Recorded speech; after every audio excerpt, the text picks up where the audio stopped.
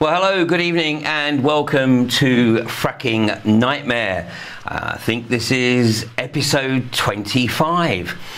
I can't believe where the weeks have gone, and so much still to talk about, and this battle is heating up.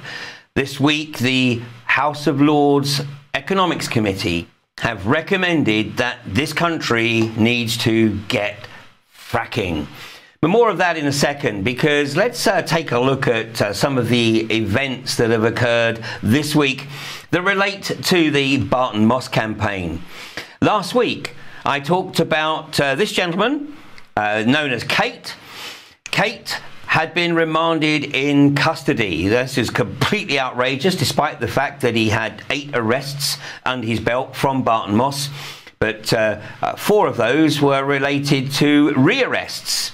A deliberate attempt to get the outrageous bail conditions lifted that had been set by Greater Manchester Police.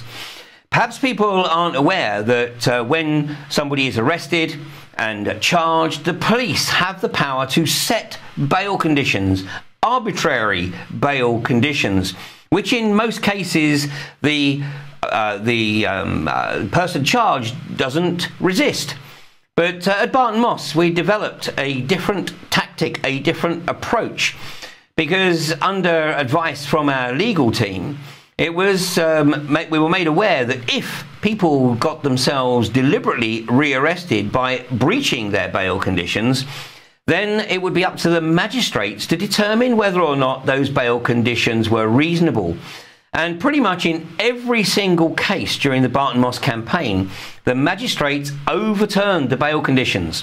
So the police bail conditions prevented those arrested from returning to Barton Moss. But once they were rearrested, the magistrates lifted those bail conditions, stating that it was totally unreasonable to penalise somebody who had been arrested for peacefully protesting at Barton Moss. Well, Kate, top of the league table with 8 arrests to his name, was jailed. He was put on remand, and initially that remand was set at 6 months. But fortunately, there was a review of that remand last week, and on Wednesday of last week, Kate was released from Winson Green Prison. So the one and only political prisoner, because that's what he was. He was a political prisoner. He had done nothing more than demonstrate his commitment and conviction to protesting against the abomination known as hydraulic fracturing. So, Kate, it's wonderful to see you free, and I know that we shall see you at future protection camps around the country. More of that later. Now, Kate wasn't the only person last week to get the better of the police system, the corporate system. And I have to say, thanks be to God for the judiciary, because the judiciary are upholding the law, much to the chagrin of the corporate enforcers known as the Greater Manchester Police. In reality, the Crown Prosecution Service are making themselves look totally foolish. The Crown Prosecution Service are not even upholding their own guidelines for arrests at peaceful protests. One can only assume that this is a political agenda, because if the Crown Prosecution Service upheld their own guidelines, then all charges against those arrested initially for obstructing the highway, subsequently changed to obstructing a police officer in the course of their duty after it was established that Barton Moss Road was actually a footpath and not a highway, the Crown Prosecution Service would drop those charges. But clearly they are being instructed from a central government level, perhaps, to plough ahead with these charges. But in reality, the judiciary are upholding the law. And last week saw further releases. Here we see Kate coming out of the court. This is on Wednesday of last week. And he's standing alongside a gentleman by the name of Mark Dent. Now, Mark Dent was outrageously accused of threatening one of the iGas convoy drivers, threatening to kill him, threatening to track him down to his hometown of Buxton. But in reality, there was not a shred of evidence. And in fact, the driver's own witness, the driver that was following him in the convoy, his own evidence effectively destroyed the drivers who claimed that Mark had threatened to kill him.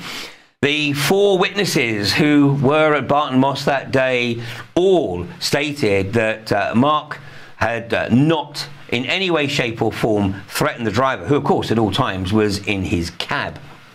So after a day and a half, Judge Qureshi, who by the way the previous day had ripped into the Crown Prosecution Service for failing to insist that the arresting officers actually appeared before the courts, and he dismissed the charges against all 3 of the defendants before him. So after that case, he heard the case of Mark's alleged threatening behaviour. But after a day and a half, he ruled that Mark was not guilty. The evidence did not stand up to examination. Now, the small number of people in the gallery, which actually included myself, at that point burst into a round of applause, at which point Judge Qureshi hammered his gavel on the bench and said, "Quiet! I will not have this in my court. What do you think this is, the Jeremy Kyle show?" Well, I was in the back row, so I hid behind the person in front. But Judge, I can assure you that your comments are duly noted, and the appropriate decorum will be maintained in your courts from this point forward. So the group were gathered outside the courts, as we see here. This is the gathered body of supporters. As you can see, there were actually more supporters than there were seats in the courtrooms. So actually the protectors support group here had to work a rota to be able to get into the court to see justice prevail. And the following day, the charges were dropped against another 3 protectors, including another one of Kate's arrest. But here you see a familiar face. This is Bear, who unfortunately is still not able to join us. He's still going through his move and getting his web connectivity sorted out. But those of you who watched an earlier episode of Fracking Nightmare will have seen the footage of Bear being arrested as he attempted to protect an elderly female protector who was wrongly being arrested by the TAU, Thugs Are Us. And the key perpetrator here was a thug known as Officer Genge, a martial arts instructor who has tweeted that he had looked forward to another day of shoving protesters down Barton Moss Road. Well, there was considerable debate in the court about the lawfulness of forcibly pushing protectors down the road when they were clearly moving on a footpath. They were not stationary, therefore they were not blocking the footpath. And ultimately the judge ruled that the action of the Greater Manchester Police, and in particular on this day the TAU, was indeed unlawful. Now, Bear, being familiar with the law, as the female protector was being arrested, he shouted, "De-arrest! De-arrest! De-arrest!" And this was actually acknowledged in the courts as a recognised and acceptable shout in the event of a citizen recognising that a police officer was going beyond their level of responsibility and authority. And in fact, the court formally upheld that Bear was not only innocent, but indeed had behaved like a gentleman in trying to protect his fellow protector on Barton Moss Road. So the count right now, I believe, is about 12-1. The only convictions actually being against the very first protector to be arrested, who by his own admission had been given plenty of warning but still failed to move. With that exception, every other case that has been brought before the Manchester magistrates has either been dismissed or the defendants have been found not guilty. So here is the question. It's very clear that the Crown Prosecution Service are not upholding their own guidelines. There are potentially some 200 more trials or people to be tried. Some will be on individual basis, some will be in twos and threes. But this is going to put an enormous amount of pressure on the public purse. And it's pretty obvious that the vast majority of these cases are going to be thrown out of court. Now, funnily enough, the mainstream or lamestream media, as I prefer to call them, like the BBC and the Manchester Evening News, are singularly failing to report this information. Shock, horror, and disbelief. Not.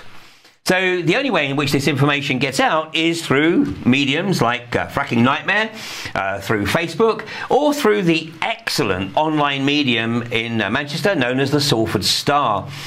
But the one thing that we absolutely encourage is that people share this information, spread the information. Don't worry about the fact that it's not being reported in the mainstream media. Let's create our own networks where people become aware that justice is being done. Fortunately, the judiciary still remains separate from the state, at least in this particular case, and long may this continue. Meanwhile, we know we're right up against it. But I have to, at this point, acknowledge the tremendous work of the solicitors representing the people arrested at Barton Moss. This is Lazar's solicitors, and the team at Lazar's have an enormous workload with some 230 arrests. I think that it's just over about, or just under 100 people, but 230 or so arrests. But Lazar's are representing the majority of the defendants here, and they have to plough through the video, not only the video gathered by the evidence gatherers, the police, but also by those of us that were filming and live streaming at Barton Moss. And in many cases, this film footage has been absolutely instrumental in demonstrating that the police recollection of the event is somewhat flawed. I think one of the lessons that we've learned this week is that one should never use the word lie in the witness box. The term mistaken is preferred. To use the word lie is to potentially see your own character challenged directly in cross-examination. So the word mistaken. Well, let me make it very clear that it would seem to date that the vast majority of the Greater Manchester Police who have been called to give evidence in these various trials live in a mistaken reality. And if you want some entertainment, then go along to Manchester Magistrates Courts and watch these cases unfold for yourself. But thanks very much to Simon Lazar's, Simon Pook, who's coordinating the activity there, and Richard Brigman, who, as a barrister, is doing a truly outstanding job. So thank you very much indeed to all that team. Now, this game, use the term loosely, is hotting up. We've seen the Murdoch right-wing media this week ramp up the calls for the country to, here we go, get fracking. And this was an editorial that appeared the day before the release of the Lords Economics Committee's report, stating that Britain needs to cut red tape and get Britain fracking. Says the House of Lords Economic Affairs Committee is expected to call on Thursday for a more streamlined planning and permits process to deliver a UK shale gas boom. During a 9-month inquiry, peers were told that the industry could create more than 100,000 jobs and help cut energy costs, but is here being held up by bureaucracy. Here's another example of making numbers up as you go along, because at no point to this up until now has any report ever got anywhere close to talking about 100,000 jobs. And in fact, in reality, it's maybe not even 10% of that number. The Murdoch media, not least the Sun, running its populist articles. Here we go, frack pool. The push for the first UK well in Blackpool. Well, let me pull out a little bit of that article, attributed here to smooth talking, although a somewhat haggard-looking Chief Executive Officer of Quadrilla, Francis Egan, who is quoted here, says, "The UK would be insane if it does not search for shale gas." An interesting play on words here, Francis, because there's a hell of a difference between searching and, of course, exploiting. And the reality is that the UK would be insane if it actually exploits this resource, because, as you well know, Francis, the industry does not have a safe technology for exploiting shale gas, period. But in that article it says, Quadrilla's move to start fracking comes after the farmers gave the go-ahead to use land at Roseacre and Preston New Road. Well, the farmers have clearly been made an offer that they felt they couldn't refuse. Effectively, they have been bribed. So this is how communities are split. So the article goes on, the application will cover drilling, hydraulic fracturing and testing the flow of gas for 6 years. If approved, the wells could create tens of thousands of jobs and give the seaside resort a huge boost.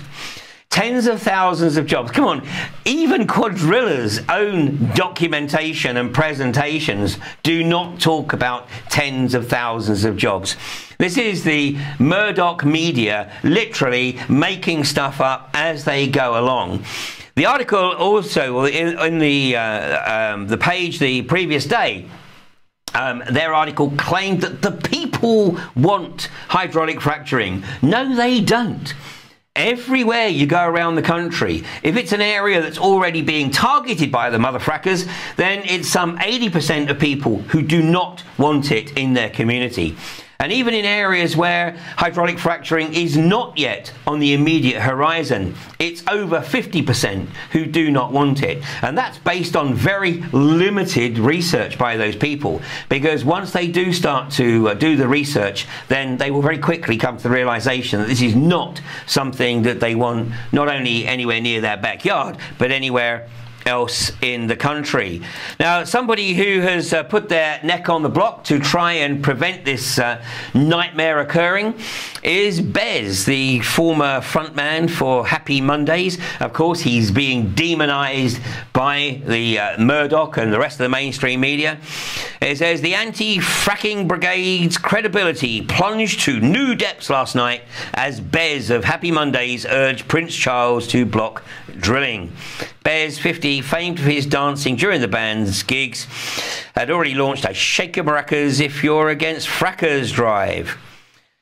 The star, who plans to stand in the general election, told Charles, "We are appealing to you to help us raise awareness of the risks to our environment due to fracking." Well, as Charles's mother stands to benefit enormously, I don't think you're going to get too much joy from Prince Charles, but good on you for trying, Bez. The reality is that Bez, along with the Green Party, are of course the only candidates who are standing on a ticket that is anti-fracking. Every one of the major parties is pro-fracking. But, you know, as we have said before, they have to overcome the people.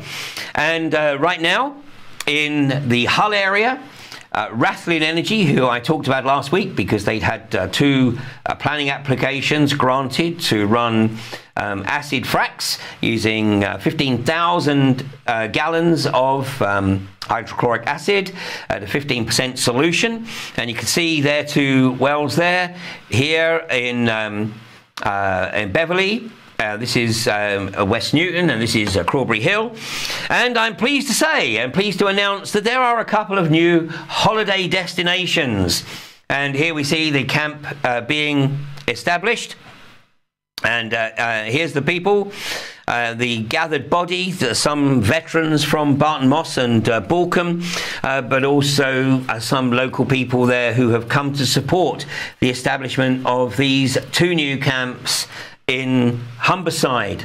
So Rathlin Energy, you're going to need to go through a process to be able to get your bits in the ground, as of course will be the newly created company of iGas. Previously known as Dart Energy and iGas. iGas have announced that they have made a bid to acquire Dart Energy. We have no idea what the new company will be called, but for the time being we'll call it iGas. And the competition for next week is to come up with an appropriate logo for iGas, and a very appropriate name for this group of motherfrackers. Well, I would encourage you to take a look at the Lord's report. I would also encourage you, because I don't want to take too much more time on this subject tonight, because we have something very important to introduce you to tonight. But I would encourage you to take a look at the Lord's economic report, and also take a look at the vested interests of the participants in that study. These individuals are not looking after the best interests of the population. They are appointed into these positions, they are unelected, and they obviously feel that they will gain significantly financially by encouraging the British government to reduce the red tape and get this country fracking. I'm pleased to say that the population of this country has very different ideas, and is going to make that task as difficult as it possibly can. Now, we're going to go into the break in just a second, and in this break, in the two breaks tonight, we're going to use the breaks to show short videos. And in the first break, it's going to be a bit of an introduction to the campaign at Bentley in New South Wales, Australia. This right now is the global front line in the fracking agenda. Some 2,500–3,000 people are gathered at Bentley to prevent the frackers getting their bits in the ground, and we're going to join Mike New and Dave Schreiber at the Bentley camp, and they're going to walk us around the camp and introduce us to some of the key players there and what they're expecting. It's estimated that some 1,000 police are being mobilized in an attempt to try to get the infrastructure onto the well site. But let's go into the break and take a look at this short video of Bentley.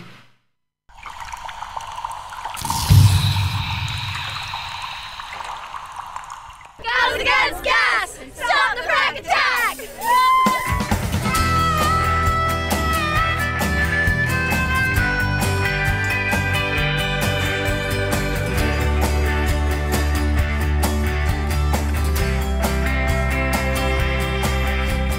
I feel blessed every day to wake up in such a beautiful place. Look, this is not Syria, you know, this is Australia. The people of this region have made it abundantly clear that they do not want their region covered in these industrial gas fields. People in the northern rivers have fought for their forests, they've fought for their clean water. We're not going to roll over for some fossil fuel mob that's going to come in and rip the guts out of the farming and the tourism. And the gold isn't buried in the ground. The wealth of Australia can surely be found in you and me. It's in you and me. All they're interested in the dollars and cents. Just encourage people to act and think about air and water and ecosystems more than they ever have before, because they're slipping out of our grasp. Gas fields free. Dig into your heart. Red Gasco's got to go! Red Gasco's got to go! It's as simple as that, isn't it? Bugger off.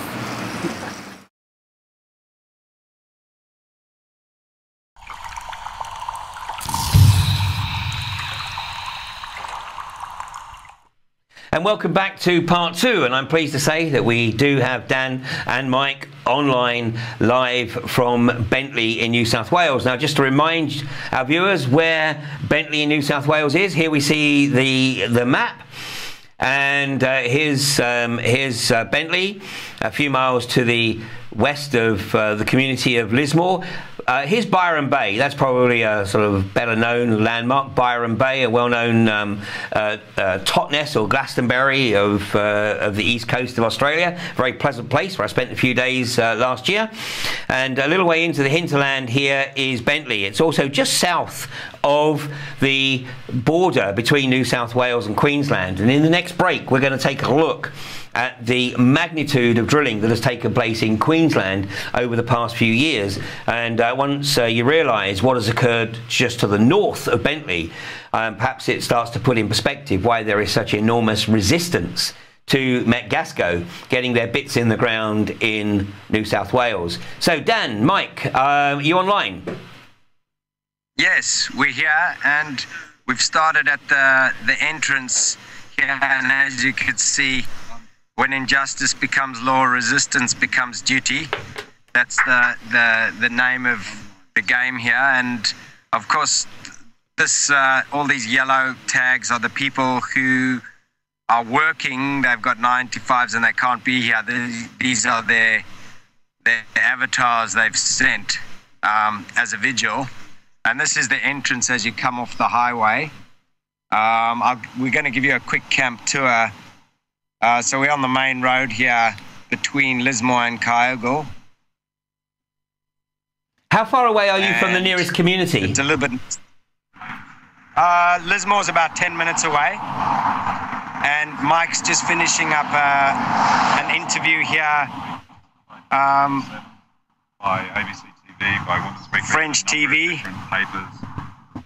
And he'll be joining us soon. I'm going to take you through this is the entranceway when you arrive off the main road. This is this the entrance to the camp, or will it be the entrance to the well site as well?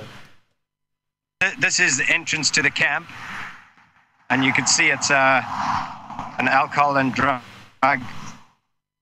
drug-free and gas-free, of course. And how many people would you estimate are on the camp? There we go. How many people would you estimate are on the camp at the moment? At the moment, there's just a skeleton crew of probably a couple of hundred. And at the weekend, how many did you have at the weekend? There was Mother's Day, and so there was probably about 1,000. But they're expecting. We've heard stories that there may be up to about 10,000. There are people coming from all over the country, even a few from abroad.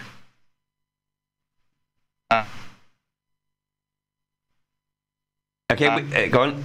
We had a bit of a lock up there. I mean, obviously, the signal is not fantastic. It's going to be a big one. I'll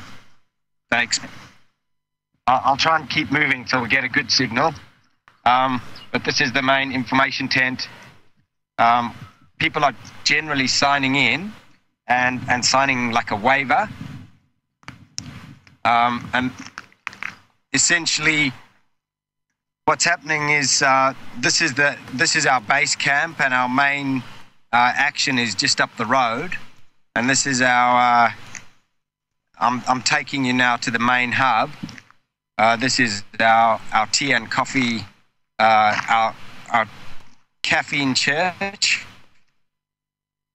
A caffeine church, I like that.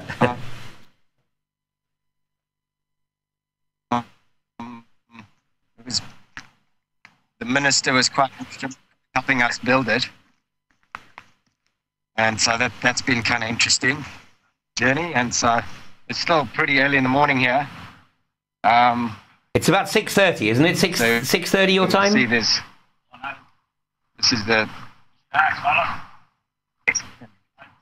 6:30 our time, yeah. And these are the two main fires at camp here. So the focus doesn't look so good. And the two fires that have been burning continuously for about 3 months. We've got a sacred fire and a more social fire. Sorry, the signal's not so good. So what's the temperature there? Because you're coming into your winter, which, of course, being in northern New South Wales, everything is relative. But you know, what sort of temperatures does it get down to at night and get up to during the day? Well, we did have a cold snap, and it doesn't get, you know, particularly cold. We got maybe down to 6 degrees, 6 degrees in the middle of the night, and the daytime when the sun comes out, it goes all the way up to 20 degrees, so it's not bad. Yeah, that's a pretty good spread. I could deal with that. It's a little bit warmer than we had at Barton Moss, where in November and early December it actually got down to about -4 and didn't go above freezing for about 4 days. It looks like we've lost the connection there. And we know that it's right on the edge of the reception area, so we're going to try and get Dan back with us as quickly as we possibly can. Just to let's show you this picture here. This is from a couple of weekends ago, and this was the camp when they had some 2,000 people there.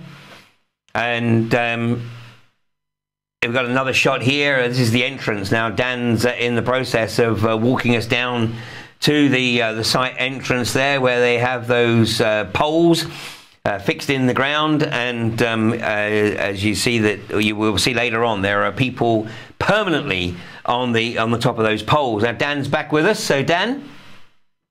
Yes. Hey, how are you going? I'm good. Good. If we do lose you, we'll keep coming and trying to get you back. There we go. Excellent. Okay, and hi there, Mike. G'day, Ian. How are you? I'm good. How are you doing there? Oh, you've got is that French TV behind you there? That's French TV, French media. You know, like UK was obviously, they were wiser. They stayed back home, and the French sent their team all the way out here. Well, of course, what's very interesting is that the French Conseil Constitutionnel have, of course, outlawed hydraulic fracturing in France. They upheld the presidential ban, but the French companies Total and Gaz de France have actually bought into the unconventional gas industry in the UK. So can you tell the camera crew that they're very welcome to take the French companies back, because we don't want them here in the UK. Yeah, I know, and it's interesting. Some of the fracking technology apparently was developed right here in a university just 10 minutes from where we're standing. Some of the liquid fracking technology, and of course some of the Australian companies are apparently fracking all around the world. So, you know, it's a mixed batch. Yeah, very much so, very much so. So we've got a good picture there. So where are you now within the camp? We're kind of in the main hub here. Behind us are these two fires that are burning continuously. So that's, I guess, the main meeting place. And I think what we wanted to jump into is a little bit of some lawful tactics that are unfolding here and may have implications for the rest of the world, and really, you know, possibly that information, as it gets shared, helps people come to, like, I guess, a place of self-responsibility, and to do it in a way that's honourable is really the trick here. To not go to war, because going to war with, you know, these large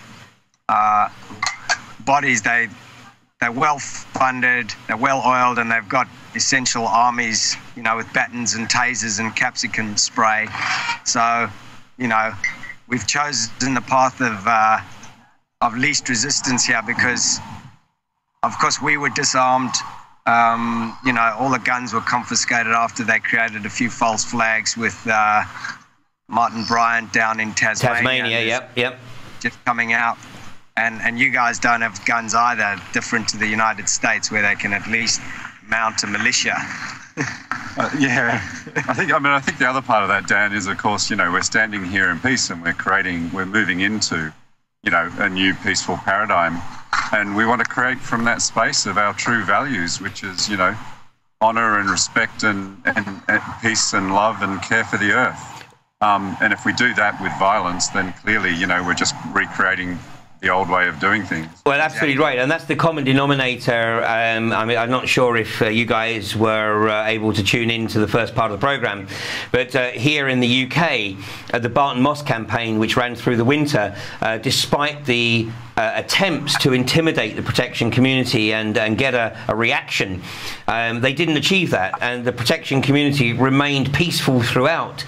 And now in the courts, all the cases are basically being dismissed, or the defendants found not guilty, because basically they were practicing the rights of peaceful protest.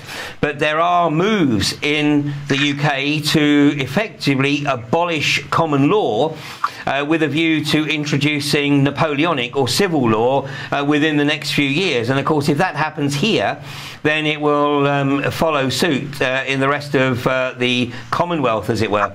So, you know, what your initiative right now, I think, is very important. So can you tell us a bit more about that?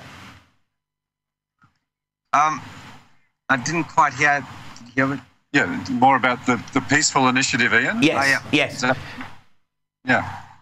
Look, I mean, the initiative that's been running here has been going on for 4 years. You know, it started with organisations like Northern Rivers Gasfield Free and Lock the Gate. It's been a huge community campaign of awareness and education, followed by a very effective tool where every community in the Northern Rivers, or most communities in the Northern Rivers, have gone around polling door to door, every single door, and taking a survey. The simple question that was asked, and this wording's not exact, but was basically, do you want gas? Do you want a gas field to be established around your town, you know, in this area? And the answer to that has been at least 85% or more no. Yeah. So it's been a huge tool to demonstrate essentially the will of the people, and that these mining companies and the government, in a sense, has no social license to be doing this business here. But they're still going to, Yeah. the government... Issuing of the licenses has been now unfolding steadily in New South Wales and in Queensland. And so they're questioning the very validity of those licenses. But of course, because there's such a large majority of the people going against it, it seems like lawfully there needs to be a mandate as to to stop this process. And some of the things we've looked at is doing a three-step administrative process, which is really contract law, around which most of law is based anyway, and issuing notices to initially put on notice the police commissioner, the Parliament, in the whole of the Australian government, to say, look, if you proceed past this point, these are the terms and conditions, and if you break the terms and conditions, these are the damages we'll be seeking, and then send them a fee schedule so that they understand really clearly what sort of contract they're getting into from our side.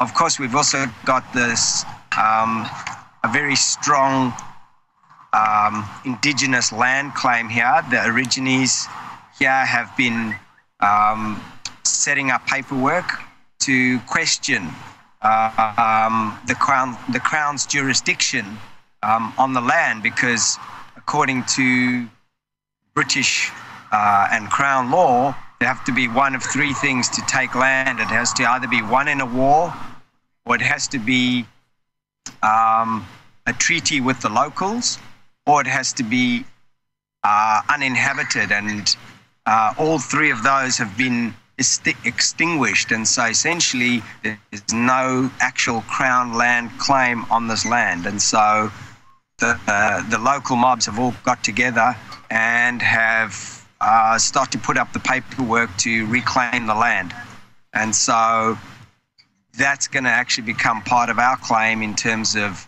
whether the gas leases are legal, and whether there's a big trespass issue, a giant trespass issue in this case. Yeah, indeed, and the whole issue of the original land ownership, I think, was actually tested over in the northwestern part of Western Australia. and there was massive celebrations when the land was effectively handed back to the native population, only for 2 or 3 years later for it to be taken back by the state. So, I mean, unfortunately, they have obviously legal teams that are extremely creative and extremely manipulative, and if they feel that the better is being got of them, then they will just redouble their efforts to get it overturned. Yeah, that's essentially correct, but there's a massive movement, and I'm sure it's happening in the UK as well, a sovereign movement, so where people are rapidly learning about the law and learning what parts of the law get the best remedy. And, you know, around here, equity and contract law has enabled us to step into a whole new realm of getting remedy through the equity courts. And so unlike common law, which has held people up for years and just round and round in the court system, bankrupting them and using up all their time, the contract law seems to be becoming very effective and getting remedy and damages. So it makes companies whose bottom lines are obviously around profits, as soon as it looks like it may become unprofitable, there's a big change. But of course, this particular thing is deeper than profits as well, because this is about, you know, about Agenda 21 and a eugenics program as well, which I know is controversial, but not on your show. Yeah, absolutely. Well, probably, but nonetheless, I mean, it is undeniable. Now, guys, don't run away, because I want to take a short break here, and I want to show a short video prepared by Barry Monk, just over the border in southern Queensland. And you know, Barry put this video together to indicate the speed with which the gas industry had effectively established their infrastructure in southern Queensland over the past few years. So the title of this is "Where Are the Gas Wells?" And I think for our viewers it will put into perspective why it is that the people of New South Wales are so determined to ensure that the likes of Magasco and the other companies do not get their bits in the ground. By Barry's own admission, as you will see in the video, the people of Queensland were caught asleep at the wheel, and I know that that's not going to happen with you guys. So stay online and join you in part 3.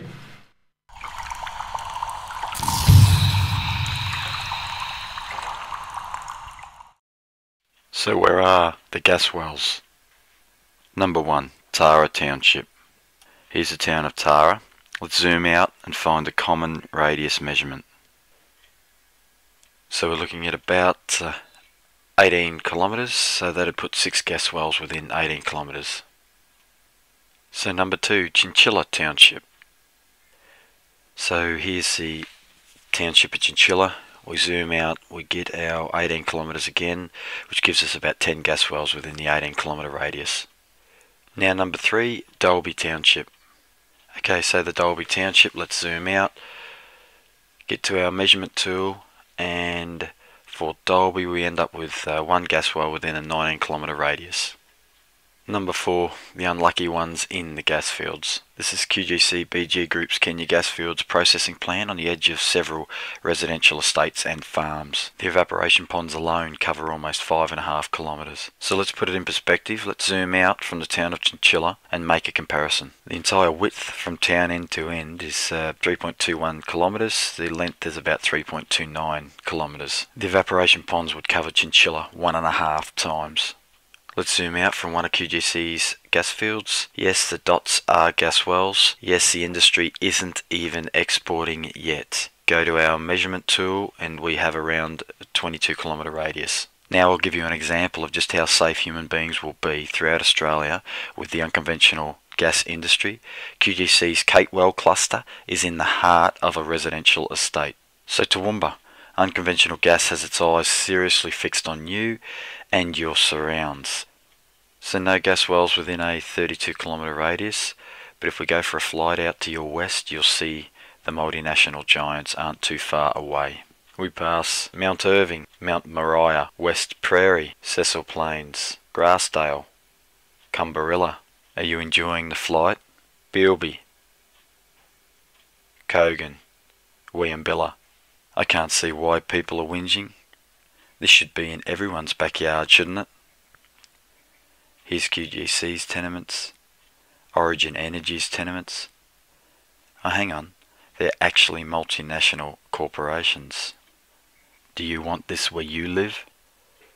And ending with Miles. And how about a flyover from Cecil Plains to central Queensland? This is beautiful farming country. Unfortunately, those that are fixated on containment of the unconventional gas global giants are delusional. Prime agricultural land represents easier, more accessible drilling. It is not protected. As the government has indicated, it does not have the right to take a landholder's right to negotiate with a gas company away from them, even if they are on prime agricultural land. Zooming out and moving further north now, you can see we've really been asleep at the wheel. Zooming in, the blurred clusters turn into definable spots, each one potentially causing irreversible damage to the country. I just cannot stress enough that a majority of the unconventional gas wells are not yet in production. The true effects will become undeniable upon export. What's the scale of damage over Queensland so far? The gas industry is only in first gear in one state, covering over 1,000 kilometres long,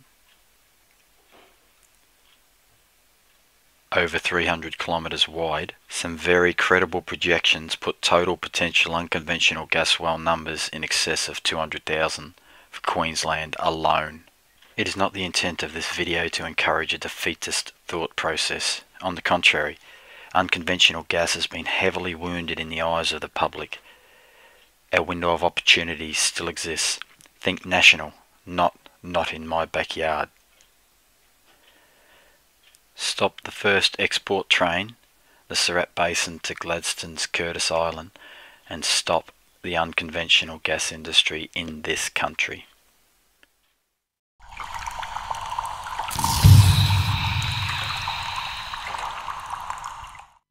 And welcome back to part 3 of Fracking Nightmare. Now, I had shown that animation in a previous episode of Fracking Nightmare, but the reason that it's so pertinent to tonight's show is, as Barry Monk says at the end of that video, we were caught asleep at the wheel. Despite the fact that people had gone over from the US to Queensland to express their concerns about the process of hydraulic fracturing, the people of Queensland either chose to ignore it or decided that it was being exaggerated. Well, the people of New South Wales, many of them, of course, have driven into southern Queensland, and they've seen the effects of this industry for themselves, which is why they are now congregating at Bentley in the Northern Rivers area of northern New South Wales to resist the gas industry from establishing a foothold in their state. So online I have Dan Schreiber and Mike New. This is live from Bentley. It's about 6:45 on Tuesday morning in Bentley there. So Dan, Mike, you back with us? Hey Ian. You know, just for the record, this is the largest protest movement in Australia's history that we're witnessing here. And like I said, there's people coming from all over the country, and within that motion, there's going to be a massive standoff. And if we can keep this protest peaceful, I think this will be possibly the big turning point. Of course, there's tons of corruption that have gone on in New South Wales, and the Queensland corruption makes the New South Wales corruption seem like child's play. And so even though the Crime Commission is now ejecting, you know, politicians and police ministers left, right and centre, when it gets to Queensland, it's going to be, it's like a joke, the nepotism and the cronyism that has been unfolding in, you know, in government backhanders. And, you know, I'm probably not even potentially in a libelous state saying what I'm saying. Well, and the only good news is that the fact that the magnitude of the corruption is becoming public knowledge, then it's raising the awareness of the issue, because Australians have a reputation. I think you said yourself last week, Australians are laid back and they're all looking for the easy life, and yet there's an increasing realization that that lifestyle is right now under threat, particularly in a country that is already having to manage its water resources, and now we've got an industry that's trying to get a foothold that is intent on effectively destroying those water resources. Yeah, completely. And it's fascinating in this area, Ian, that the local water people responsible for drinking water and public water, Rouse Water, has said that within 10 years demand will outstrip the local water supply, and they've developed their water plan is to use groundwater for drinking water for the locals. So, clearly Rouse Water is very concerned, and given that plan, how it's just ludicrous that these mining licenses are being issued. And that's a water plan or a water strategy that doesn't take account of the hydraulic fracturing, the unconventional gas industry establishing a foothold, correct? Yeah, correct. That water management plan was done pre-CSG, pre-unconventional gas mining coming to this area, and now that body that's managing the water is extremely concerned. How are people going to have clean drinking water in 10 years' time? Yeah, and as you rightly say, the anti-fracking movement is the fastest growing, and I use the term loosely, environmental movement, not just in Australia, but in all countries now that are trying to establish this industry. But I know that in Queensland, particularly in the north of the state, the Great Artesian Basin Protection Community is also a rapidly expanding movement, because the mining industry is extracting water out of the Great Artesian Basin at a rate 6 times greater than it can naturally replenish. Absolutely, and we don't even know, there's other science saying that the Great Artesian Basin isn't even replenished by rainwater. And so we're down to the last few percent here, and that, as it's quite commonly referred to, that there's going to be huge water shortages all around the world, and it's going to be one of the tightest sought after resources. So to do something like this is either calculated, and call me a conspiracy theorist, but the companies behind this are notorious for wrecking something and then offering us an expensive solution to fix it. Well, exactly, and I mean that's why Nestle are responding to the interview that Peter Brabeck gave in 2005, where he stated that access to fresh water should not be regarded as a human right. I mean, basically, he was alluding to the fact that unless you're on the corporate payroll, you have no right to the fundamentals of life. And of course, Nestle is now literally buying up the world's fresh water supplies, particularly in Canada, where they're buying access to the lakes, bottling it, processing it, bottling it, and of course adding the appropriate chemicals like fluoride and allegedly even lithium. Yeah. It happened here. Eddie Obeid was one of the corrupt New South Wales politicians that was found by the inquiry here, and interestingly enough, part of his business was to acquire all the rights for the water management for Sydney, a city of 5, 6, 7 million people. So there's definitely some kind of planning behind this going on. A little bit of a conflict of interest. Yeah, no doubt. And as you rightly say, Agenda 21 is something that is dismissed.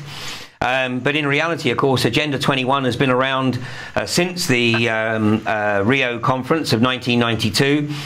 We actually discussed it a few weeks ago on another program that I do called Humanity versus Insanity. and we looked at the architects of Agenda 21, of course, Mikhail Gorbachev and Maurice Strong, and the fact that it has been UN policy for, well, what is it now, 22 years. Yes. And yet, fortunately, more and more people are becoming aware of Agenda 21. So they're in the process of rebranding it. But you know, we've also talked about you know, the significance of the land grabs. And you know, obviously in the US with the recent events with the Bundy Ranch in Nevada, and you know, we're seeing it elsewhere around the planet. So this is something that the establishment wants people to believe is simply in the realms of conspiracy. And yet, if people actually take the time to read the document, I mean, admittedly, it's, what, 257 pages, 19 chapters, but if people actually take the time to read it, they will realise how pernicious this agenda is. And as you rightly say, you know, if this was part of a plan and somebody is literally trying to establish total dominion over the global water supplies by poisoning that which is currently freely available, I couldn't think of a quicker way of doing it. Yeah, there's quite a famous YouTube clip from maybe about 6 months ago with the Australian politician mentioning Agenda 21, and it went viral. It created a bit of a stir, and you know, I think Australia's, you know, they tend to have it pretty good, and so people are lax until, you know, until the hornet's nest is really stirred in their area. But Northern Rivers, I think they maybe slipped up a little bit, because our area is a hotbed of awake people, and there's, you know, there's going to be a serious movement, and this is, you know, this is a serious stand here. You know, the people here that are, you know, there's farmers, and there's kids and knitting nanas, and you know, it's a real cross. It really is a cross-section of the whole of society here, and you know, that's one of the things that's the power of this movement, and it's giving authorities a big headache. You know, it's not the greenies, you know, it's not the hippies, it's the whole community. Yeah. And as you know, some people have been saying here, you know, the riot police can come here for 2 weeks, for 3 weeks, but we live here. Well, you know, we're here 365 days a year. Yeah. Yeah, and as you absolutely rightly say, it's paramount that, of course, it's kept peaceful, and that you know, everybody understands that you know, to rise to the bait that will inevitably put out there is to give them just the excuse they need to up the ante. They haven't managed that in the UK, and I'm sure they're not going to manage it in Australia. By the way, the Australian politician was, I believe, a lady called Anne Bressington. And you're right. I remember seeing the video, and of course it did go viral. And then Anne Bressington conveniently sort of disappeared from the media. But I would encourage people, do the research for yourself. Look at the work of not only Anne Bressington, but Rosa Quara as well, who, by the way, I'm hoping will be our keynote speaker at the Alternative View 6 in 2015. Now, guys, we've just got a couple of minutes, and I want to thank you so much for once again joining us. And I mean, I think it's absolutely essential that you know, I get you up this early next week as well, because clearly events are unfolding at an enormous rate. And like I've said, Bentley is without any shadow of doubt the global front line in fighting the mother frackers.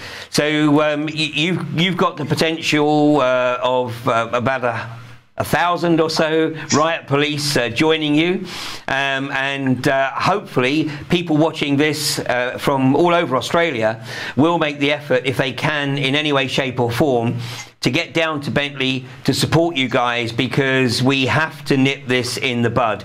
As Barry Monk said, you know, Queensland was caught asleep at the wheel. That ain't going to be the case in New South Wales. No, and there's already talk of, you know, a small police mutiny that may grow in this coming week as D-Day approaches.